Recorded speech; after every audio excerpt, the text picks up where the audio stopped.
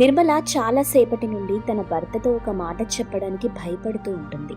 నిర్మల భర్త సీనుకి కోపం ఎక్కువ. అందుకే తన మనసులోని మాట చెప్పేందుకు నిర్మల చాలాసేపు ఆలోచిస్తుంది. ఏంటి అప్పటి నుండి చూస్తున్నాను, ఏమైంది నీకు?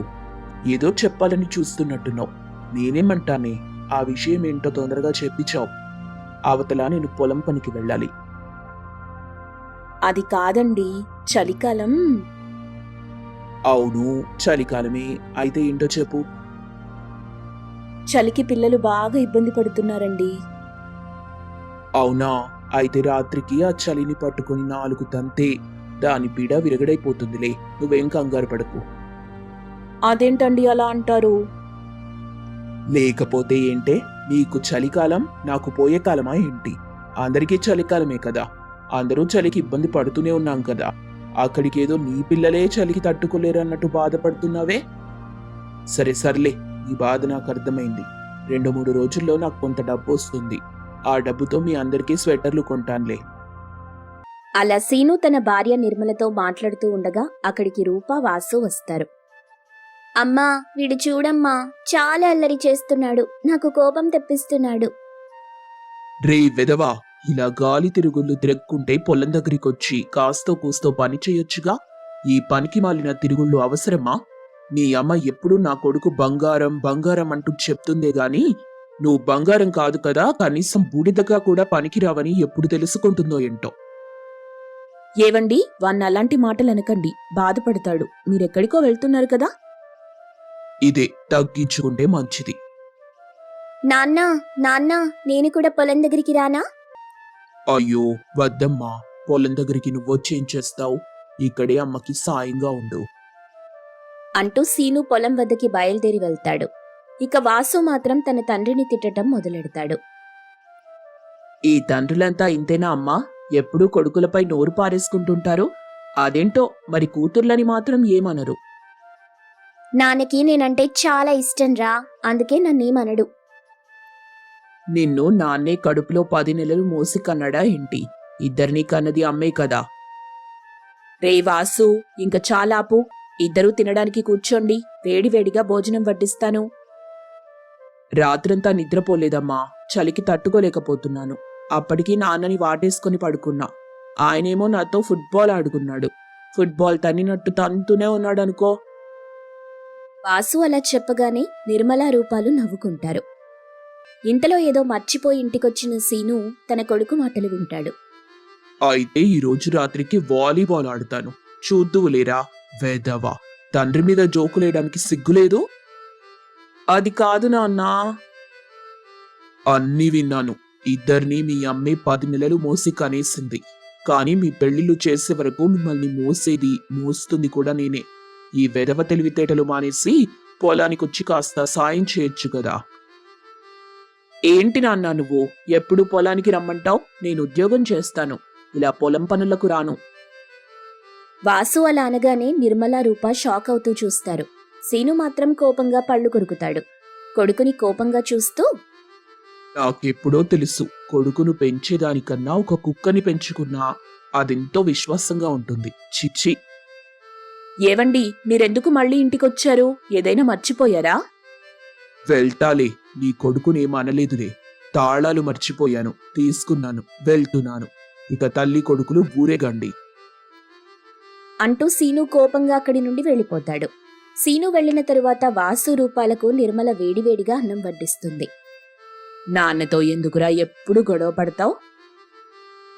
లేకుంటే ఆయన ఏంటమ్మా, ఎప్పుడూ నన్ను తిడుతూనే ఉంటారు. నిజం చెప్పు, నేను రోడ్డుపై పడుంటే నన్ను తెచ్చుకొని పెంచుకున్నారు కదా. నేను మీకు పుట్టలేదు కదా. అమ్మా, వీడికి నిజం తెలిసిపోయిందే. నువ్వు ఊరుకోవే. ఒరే నాన్న, ఆ దేవుణ్ణి మనసారా వేడుకుంటే పుట్టావురా నువ్వు. నువ్వు నా బంగారానివి. సరే, అదంతా వదిలే, ముందు తిను అంటూ నిర్మల తన మాటలతో కొడుకుని నవ్విస్తుంది. ఇక ఆ రోజు చీకటి పడగానే చలి తీవ్రత మళ్లీ మొదలవుతుంది. అందరూ చలికి గజగజ వణికిపోతుంటారు. ఇంతలో సీను కూడా చలికి ఇబ్బంది పడుతూ ఇంటికొస్తాడు. సీను అలా ఇంటికి రాగానే, ఏవండి, స్వెటర్లు తెస్తానన్నారు, తెచ్చారా? ఓ పని చెయ్యవే, నా చర్మం ఒలిచి ఈ పూటకి స్వెటర్లా తొడుక్కోండి. రేపు డబ్బులొస్తాయన్నాగా, రేపు తీసుకొస్తాను. ఈ పూటకలా ఉండొచ్చు కదా. మీలాగే నేను కూడా చలికి వణుకుతున్నాను చూడండి. కావాలంటే అరుస్తూ కేకలు వేస్తూ వనకాలా? చెప్పవే చెప్పు. అయ్యో నేనేమన్నానండి ఇప్పుడు? నువ్వేమనవే, అన్ని నేనే అనేసుకొని నేనే నన్ను తిట్టేసుకుంటున్నా. ఇలా మాట్లాడుతూనే ఉంటావా? కాస్త అన్నం పెడతావా?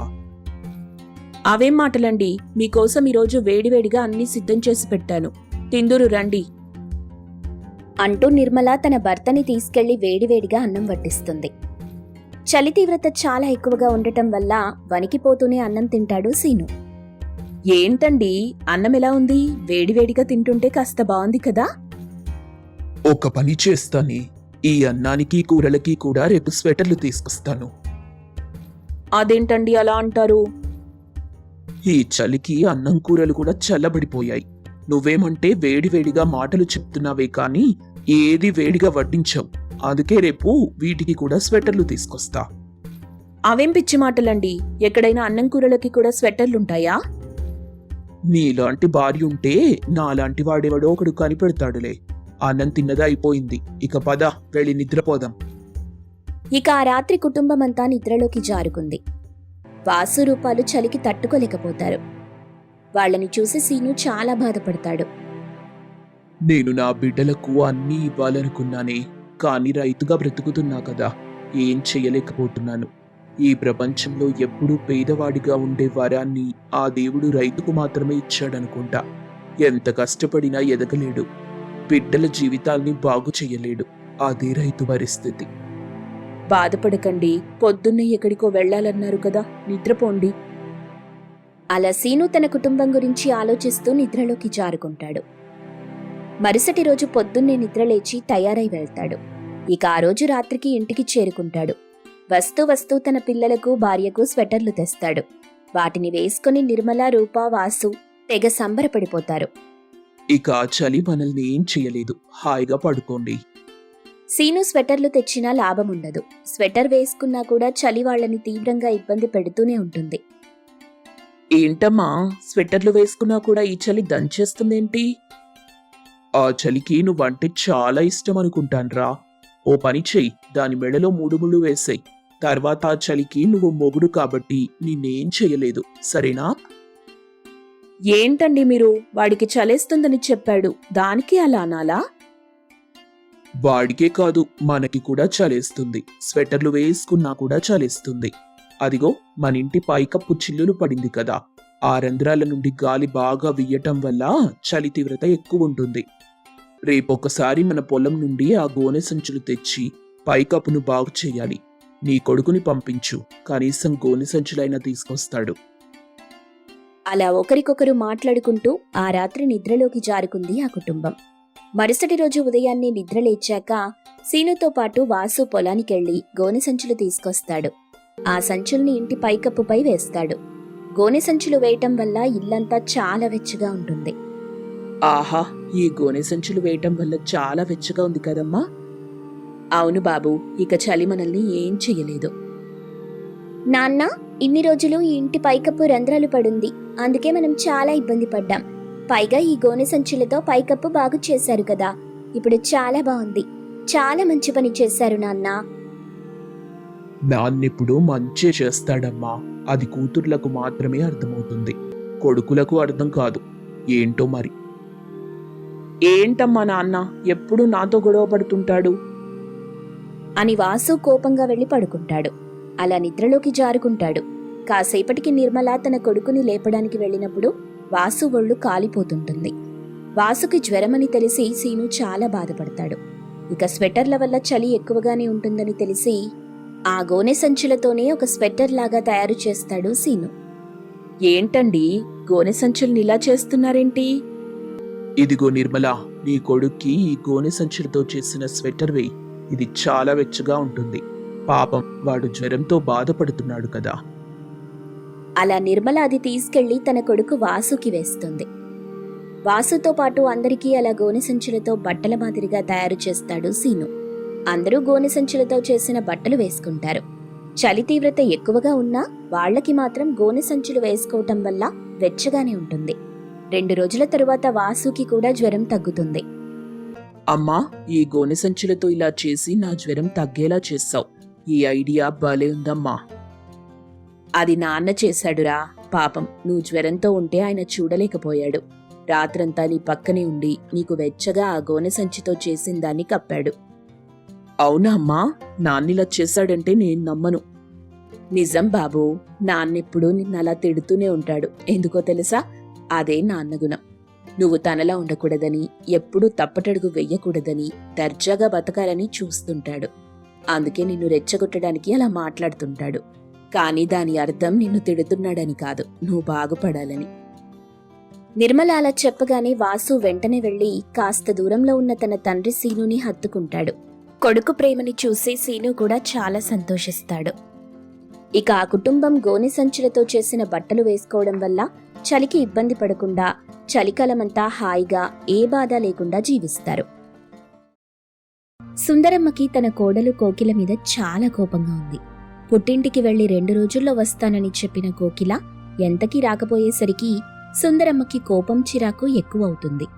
సరిగ్గా ఆ సమయంలోనే ఇంటికి తన భర్త రాంబాబు వస్తాడు. ఏమే, చాలా ఆకలిగా ఉంది. నాకు వెంటనే అన్నం పెట్టు. అలాగే రాత్రి మిగిలిన ఆ కూరలు నాకు వెయ్యొద్దు.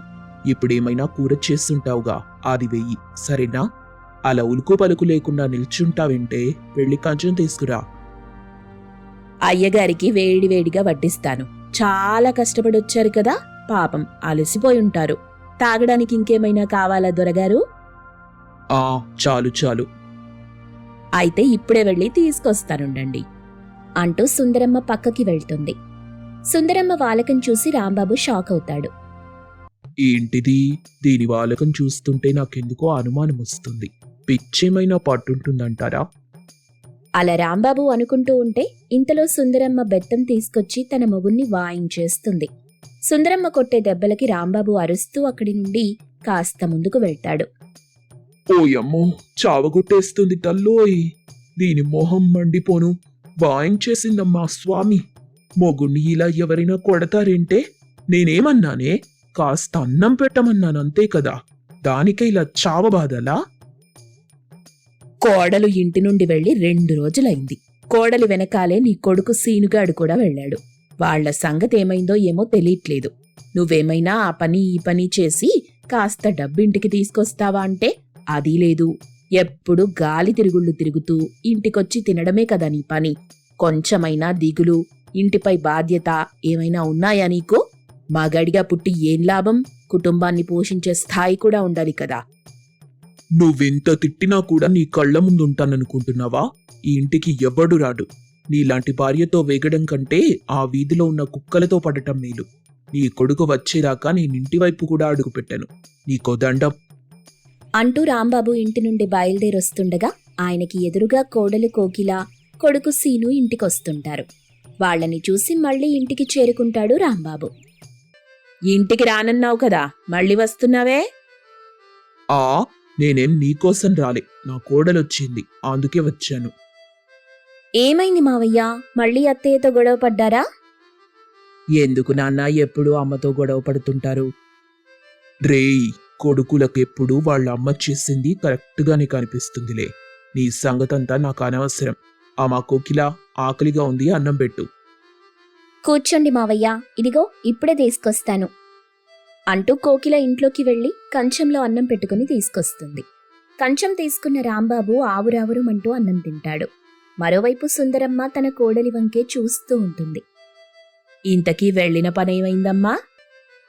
మేమక్కడికెళ్ళి చాలా ప్రయత్నించామమ్మా. ఇప్పుడు నిన్ను అడిగానారా? నేను కోడలితో కదా మాట్లాడేది, మధ్యలో నువ్వెందుకు మాట్లాడుతున్నావు? నేనెందుకు మాట్లాడకూడదమ్మా? నువ్వు మీ నాన్నలాగే తయారయ్యావు చూడు, అదే నాకు నచ్చట్లేదు. ఇంట్లో 2 మగాళ్ళుండి కూడా ఏం చెయ్యలేకపోతున్నారు. వ్యాపారం చేయడానికి డబ్బు సమకూర్చలేకపోయారు. మీ వల్ల కోడలు పుట్టింటికెళ్ళి డబ్బు అప్పుగా తీసుకురావాల్సిన పరిస్థితొచ్చింది.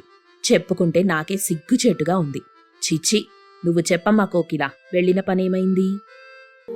డబ్బులు కుదిరాయత్తయ్యా, కానీ నెల నెల వడ్డీ మాత్రం ఖచ్చితంగా ఇచ్చేయాలని చెప్పారు. మరైతే రేపటి నుండి నేను పానీపూరి బండి పెట్టుకుంటాను. నువ్వు కూడా సాయంగా ఉండాలి, సరేనా? అలాగే అత్తయ్యా. సుందరి, నేను కూడా నీ పానీపూరి బండి దగ్గరికి వస్తానే. ఎందుకు అక్కడికొచ్చి దొబ్బి తినడానికా? నువ్వేం రానక్కర్లేదు. అలా సుందరమ్మ తన కోడలు అప్పుగా తెచ్చిన డబ్బుతో పానీపూరి వ్యాపారాన్ని ప్రారంభిస్తుంది. చాలామంది ఆ దారిలో వెళ్తూ ఉంటారు, కానీ ఎవరూ అక్కడికొచ్చి పానీపూరి తినరు. వారం రోజులవుతుంది. ఏదో ఒకరిద్దరు తప్ప అంతగా అక్కడికెవరూ వెళ్ళట్లేదు. సుందరమ్మకు దిగులు పట్టుకుంది. ఇంటికొచ్చి బోరున ఏడుస్తుంది. భార్య అలా ఏడుస్తుంటే ఓదార్చటం మానేసి రాంబాబు అలా దూరంగా వెళ్లి ముసిముసి నవ్వులు నవ్వుతూ ఉంటాడు. ఇంతలో కోకిల, అత్తయ్య అలా ఏడుస్తున్నారేంటి? దీనికే బాధపడితే ఎలా చెప్పండి? ఇప్పుడే కదా మొదలు పెట్టాం. అప్పుడే అంతా అయిపోయిందని అనుకుంటే ఎలా అత్తయ్యా? ఏం చెయ్యమంటావమ్మా? మన పానీపూరి బండి దగ్గరికి ఎవ్వరూ రావట్లేదు. అప్పు చేసి వ్యాపారం ప్రారంభించాం కదా, 4 డబ్బులు వస్తే అప్పు తీర్చేసి సంతోషంగా ఉందామనుకున్నాను. కానీ ఆ దేవుడు ఇలా చేస్తున్నాడు. భర్తనే రావద్దని చెప్పావు కదా, అందుకే ఆ దేవుడు ఎవరిని రానివ్వట్లేదేమో. సుందరమ్మకి పట్టరానంత కోపం తన్నుకొచ్చింది. అక్కడే ఉన్న వస్తువులు తీసి తన భర్తపై విసిరేసింది. సుందరమ్మ అలా చేస్తున్న రాంబాబుకి నవ్వాగదు. చూడమ్మా చూడు, మీ మావయ్య నేను ఏడుస్తుంటే ఎలా నవ్వుతున్నాడో చూడు. మావయ్యా, ఏంటిది చిన్నపిల్లాడిలా? మోగున్నెప్పుడు భార్య కూరలో కరివేపాకులా చూడకూడదమ్మా. భోజనం తినడానికి కావలసిన అరిటాకులా చూడాలి. ఏ ఆకైనా ఆఖరికి చెత్తబుట్టలోనే కదా పడేయాల్సింది. నీ ముష్టి మొహాన్ని నేను కూడా అదే చేస్తున్నా. చూడమ్మా చూడు దాని పొగరు. చింత చచ్చినా పులుపు చావలేదంట. నీ అత్త కూడా ఇప్పుడు అలాగే ఎగిరెగిరి పడుతుంది. అలా సుందరమ్మ రాంబాబు మాటా మాట అనుకుంటుంటారు. కాసేపటి తరువాత వాళ్ల గొడవ సద్దుమణిగింది. చాలాసేపు ఆలోచించిన తరువాత కోకిల ఒక నిర్ణయానికొచ్చింది. అత్తయ్య, నేను చాలా ఆలోచించాను. ఒక నిర్ణయం తీసుకున్నాను. ఏంటమ్మా అది? ఏం చెయ్యాలనుకుంటున్నావు? నేను 5 రకాల పానీపూరీలు అమ్మటం ప్రారంభిద్దాం అనుకుంటున్నాను. కొన్ని రోజులు ఇది చేసి చూద్దాం, ఏమవుతుందో తెలుస్తుంది. నేను 1 రకం పానీపూరి అమ్మితేనే ఎవ్వరూ రాలేదు కదమ్మా. ఇప్పుడు 5 రకాల పానీపూరీలు అమ్ముతా అంటున్నావు. వ్యాపారం చేసేటప్పుడు అలా ముచ్చుమొహం వేసుకొనుంటే ఎవరొస్తారు? అదే కోడలిలా నవ్వుతూ ఉంటే నలుగురు వచ్చి తిని వెళ్తారు. మావయ్య, మీరు ఊరుకోండి. అత్తయ్య, ఒకసారి ప్రయత్నిస్తాను. నన్ను చెయ్యనివ్వండి అత్తయ్యా. అలాగే కోకిల, నీ మాట నేను కాదంటానా? నువ్వేది చెయ్యాలనుకుంటే అది చెయ్యి. మనకి మాత్రం ఈసారి వ్యాపారంలో అస్సలు నష్టం రాకూడదు. అదే నేను కోరుకునేది. అలా సుందరమ్మ చెప్పగానే కోకిలకి చాలా సంతోషం వేసింది. ఇక ఆలస్యం చేయకుండా ఆ రోజు సాయంత్రం నుండే కోడలు 5 రకాల పానీపూరీలు అమ్మటం మొదలెట్టింది. ముందుగా తన మావయ్య రాంబాబుని రుచి చూడమని చెప్పింది. చూడవే, నా కోడలు బంగారం. ముందు నన్నే బోని చెయ్యమంది చూడు అంటూ రాంబాబు 5 రకాల పానీపూరీలు రుచి చూస్తాడు. ఆహా, అద్భుతం! చాలా బాగుందమ్మా. ఇప్పటి వరకు నేను ఇన్ని రుచులతో పానీపూరి తినలేదు. అద్భుతంగా ఉంది. అలా రాంబాబు చెప్తుంటే కోకిలకి చాలా సంతోషం వేసింది. ఇంతలో అటుగా వెళ్తున్న వాళ్లంతా రాంబాబు మాటలు విని అక్కడికొచ్చి 5 రకాల పానీపూరీలు రుచి చూశారు. ఒక్కొక్కరే అలా వస్తూ ఉంటారు. చూస్తుండగానే కోకిల చేసిన పానీపూరీలన్నీ అయిపోతాయి. ఇక చీకటి పడకముందే మొత్తం ఖాళీ అయిపోవడంతో కోకిల చాలా సంతోషిస్తుంది. కానీ సుందరమ్మ మాత్రం షాక్లోనే ఉంటుంది. ఇంటికొచ్చాక, ఏంటమ్మా, నాకింకా అర్థం కావట్లేదు. నేను చేస్తే ఎవరూ రాలేదు. ఈరోజు ఇంత త్వరగా అన్నీ అయిపోయాయి. అదే కదా పిల్లికి పులికి ఉన్న తేడా. మావయ్య, మళ్ళీ మళ్ళీ కోపం తెప్పించకండి. అత్తయ్య సంగతి తెలుసు కదా. అమ్మా కోకిల, ఈరోజు చాలా డబ్బులొచ్చాయి కదా. చాలా అంటే చాలా వచ్చాయి అత్తయ్య. ఇందులో సగం డబ్బులు పొదుపు చేస్తాను. మిగిలిన డబ్బులతో మనం రేపటికి కావలసినవి కొందాం. మంచి ఆలోచనమ్మా. రేపటికి ఏమేం వస్తువులు కావాలో తొందరగా చెప్పు, వెళ్ళి తీసుకొస్తాను. మీరొద్దులేండత్తయ్యా, మావయ్య వెళ్ళి తీసుకొస్తారు. ఆయనకెందుకు చెప్పటం? డబ్బులెక్కడైనా ఖర్చు చేసేస్తారమ్మా. లేదత్తయ్యా, మావయ్య ఖచ్చితంగా చేస్తారు. ఆయన మీద నాకు నమ్మకం ఉంది. ఇంకొక విషయం ఏంటంటే, రేపటి నుండి మా ఆయన కూడా వచ్చి పని చేస్తానన్నారు. ఏంటమ్మా ఈ మార్పు? నేను వింటున్నది నిజమేనా? వాళ్ళెప్పుడూ మన మాట వినటం లేదని కోపంగా ఉండొచ్చు. కానీ నిజం చెప్పాలంటే వాళ్ళకి మనమే అవకాశం ఇవ్వట్లేదత్తయ్యా. వాళ్ల బాధ్యతని గుర్తు చేస్తే సరిపోతుంది. కోకిల అలా చెప్పగానే రాంబాబు కన్నీళ్లు పెట్టుకుంటాడు. సుందరమ్మ కూడా మౌనంగా ఉండిపోతుంది. చాలా చక్కగా చెప్పావు తల్లి. నీలాంటి కోడలుండటం మా అదృష్టం. సరే ఏడవకండి, కళ్ళు తుడుచుకోండి. అమ్మ కోకిల, ఈరోజు మీ మావయ్యకి ఇష్టమైన కోడికూర చెయ్యాలి, సరేనా? అలాగే అత్తయ్య, చేసేద్దాం. ఇంక తరువాత మరుసటి రోజు నుండి కుటుంబం మొత్తం 5 రకాల పానీపూరీలు అమ్ముతారు. తను బండి వద్దకి వచ్చే వాళ్ళని ఆప్యాయంగా పలకరిస్తూ ఉంటాడు రాంబాబు. వచ్చే వాళ్ళందరికీ చకచకా సర్వ్ చేస్తుంటాడు సీను. ఇక సుందరమ్మ అయితే ఉల్లిపాయలు తరుగుతూ ఆలుగడ్డలు సిద్ధం చేస్తూ ఉంటుంది. కోకిల అందరికీ నవ్వుతూ పలకరిస్తూ వాళ్ళకి కావలసినవి అడిగి తెలుసుకుని ఇస్తూ ఉంటుంది. అలా కుటుంబం మొత్తం కష్టపడతారు. చూస్తుండగానే 5 రకాల పానీపూరీల గురించి చాలా మందికి తెలిసి అక్కడికి చాలా మంది రావటం మొదలెడతారు. అత్తయ్య, మనం వెంటనే మరో 3 పనివాళ్ళని కూడా పెట్టుకోవాల్సి ఉంటుంది. రోజు రోజుకి వస్తున్న వాళ్ళ సంఖ్య పెరుగుతుంది. వచ్చిన వాళ్ళందరికీ మనం ఆలస్యం చేయకుండా వాళ్ళు అడిగిందల్లా ఇస్తూ ఉండాలి. వెంటనే 3 పనివాళ్ళని తీసుకురమ్మని మీ మావయ్యకి చెప్తాను. ఇదిగో కోకిల, మనకు సిటీ నుండి కూడా ఆర్డర్లు వస్తున్నాయి. వాటికి కూడా మనం మరో 2 పనిలో పెట్టుకుంటే మంచిది. అవునండి, ఆ పనేదో మీరు చూసుకోండి. సాయంత్రం వ్యాపారానికి సంబంధించి నేను అన్నీ సిద్ధం చేసుకుంటున్నాను. అలాగే కోకిల. అలా కుటుంబం మొత్తం చాలా బిజీ అయిపోతారు. వ్యాపారంలో బాగా ఆదాయం రావటం వల్ల కోకిల తీసుకొచ్చిన అప్పు మొత్తం తీర్చేశారు. 5 రకాల పానీపూరీలు అమ్ముతూ బాగా సంపాదిస్తారు. చూస్తుండగానే వాళ్ళ వ్యాపారమే కాదు, వాళ్ళ పేరు కూడా మారుమోగిపోతుంది. చుట్టుపక్కల వాళ్లే కాకుండా చాలా దూరం నుండి కూడా అందరూ వచ్చి అక్కడ పానీపూరి తింటారు. మరోవైపు సిటీకి కూడా ఆర్డర్లు వెళ్తుంటాయి. అలా కోడలు కోకిల చేసే 5 రకాల పానీపూరి చాలా ఫేమస్ అవుతుంది. భారీగా ఆదాయం రావడంతో ఇక ఏ ఇబ్బంది లేకుండా ఆ కుటుంబం సంతోషంగా ఉంటుంది.